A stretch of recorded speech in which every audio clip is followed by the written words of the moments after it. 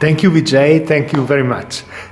And you are involved in music in several aspects, as a composer, as a producer, as a band leader, as a musician.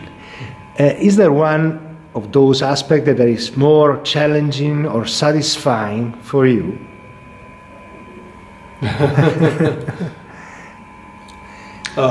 Well, they all are aspects of the same basic impulse, I guess I would say, which is to try to create balance in the environment around me, you know, or to affect it in a way that maybe creates temporary imbalance or instability, but with a sense of direction toward new kind of equilibrium. So it's a way of moving in the direction of equilibrium, I guess I'll put it that way. Maybe by taking advantage of a certain existing imbalance and pushing on it a bit, you know. So that's true whether it's at the piano or putting notes together on a page with the ear toward how it will sound and what it will do for people in a room or what it will do for people in their lives. To me, it's all the same kind of process, the same kind of work. You know, there's I suppose the main difference is sometimes I'm making music that I will not be involved in as a performer.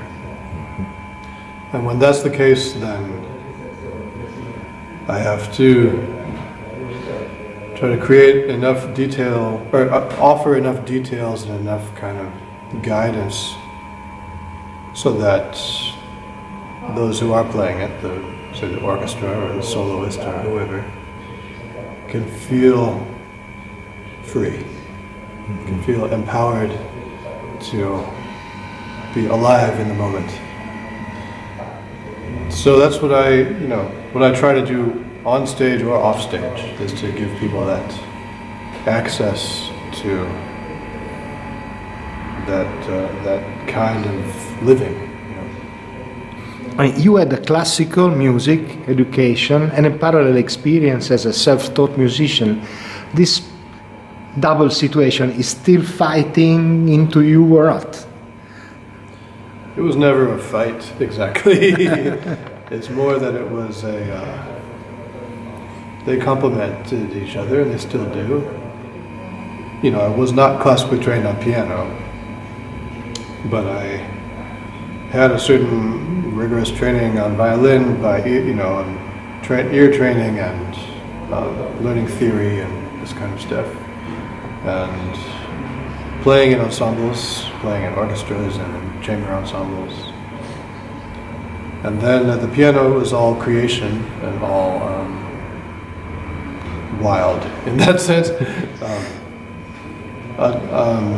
unfettered, unlimited, you know. Only limited by my own body, you know, you can say. I think maybe to have both of those experiences together, one that is very carefully guided, and the other that is completely about experimentation and discovery, is they both need each other, I guess. I put it that way. I feel lucky that happened to me. In various occasions, your work in music was linked to contemporary social and cultural issues. How do you see music as a cultural tool to increase the power of political messages, self-consciousness processes, awareness opportunities, for example? I mainly care about, I guess we could say, the politics of feeling. I suppose that's the best way to put it, because when we say political art or political music, that can be very simplistic, that can be sort of about slogans or about it can also be used in sinister ways, like the military marches and things like this, getting people geared up for war and for nationalist kind of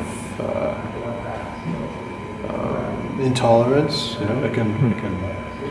So I'm careful about that, and I guess what the kind of, what I said earlier about trying to deal with balance and imbalance and rebalance it, Music can do that because, especially music that is wordless and that brings the body into a certain kind of new awareness of its surroundings. Particularly because it's something that in live context that we experience together. So then we have to somehow deal with each other in a way.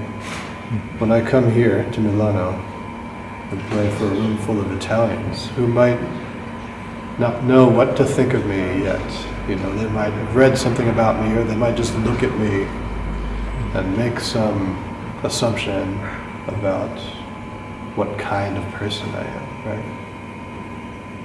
But then sharing music in that space, in that room for that hour or hour and a half, we all get carried through a shared experience together that then brings us closer together. So then whatever might have been assumed about me is no longer true. And instead it's about what we have together. So that's political work in the sense that it is about community and about shared feeling, And I think that's kind of what we have to keep in mind. It's a way of humanizing one another. Your parents went to USA coming from India and Tamil region. Which have been your cultural and musical interests related to your familiar past? How this ancient culture is speaking to you? No culture is truly ancient because they all change. Culture is marked by change. My parents were people who adapted, they changed a lot themselves. They came to the United States 55 years ago. Since then, they have changed and India has changed. My interest is not so much in capital T tradition, or it's more about what are people doing now, and how, and with what tools, and what can we do together with those tools. So I wanted to be able to play with musicians from India. So I tried to learn something about their vocabularies musically, rhythmic vocabularies, melodic vocabularies. And then I tried to work with those ingredients and build music that I could play with them. And that has worked. Over the years I've played with many musicians from India, and to me, like, if it has that compatibility and that sense that we can build together, we can discover something together today, that's more important to me than being true to something ancient that we misunderstand.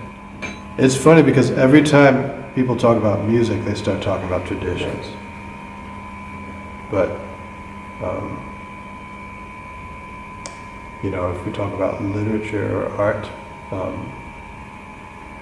if I said to some contemporary author that they're in some ethnic tradition of writing because they're French, or because they're Italian, or because they're from Argentina or something, that they're somehow ethnically defined by them. they're dealing with ideas that are relevant to this moment, you know, and he would hope that those ideas transcend time and space. And that's true with music too, that we have to understand music as a history of ideas that are alive and contemporary to their moments. You know. Someone said that all art was contemporary once, right? Every piece of art was contemporary to its time. And music too. Yeah, and that's true with music, exactly. So I'm mainly interested in what is it that we can do about today and about tomorrow, not about yesterday. That said, everything comes from the past. Sort of like there's this comedian, Mitch Hedberg, who has a joke. He said, you know, when someone shows you a picture and says, "This is a picture of me when I was younger," and he says, "Well, every picture of you is from when you were younger." Because that's all we have. Everything is from the past, or else it doesn't exist yet, right? So, I guess I try to have a sort of lightness with respect to the past, in the sense like we respect it, we study it, we understand it, but we are not bound to it or burdened by it. We have to deal with today and with tomorrow.